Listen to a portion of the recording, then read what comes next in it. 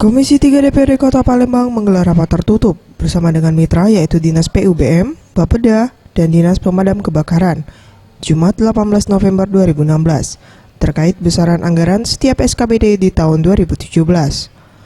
Menurut Firman Syah, Ketua Komisi 3 DPRD Kota Palembang, Komisi 3 bersama mitra PUBM telah menetapkan besaran anggaran untuk tahun 2017 yaitu sebesar 49 miliar rupiah.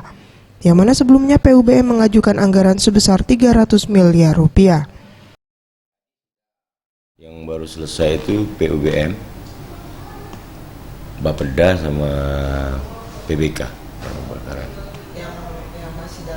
Yang masih dalam proses karena adanya merger salah satu misalnya antara BLH dan DKK.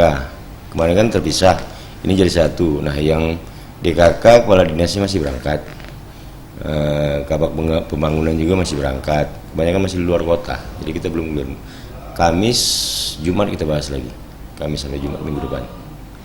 Gimana? PUBM itu hanya 49 dari usulan mereka 300, sedih kan?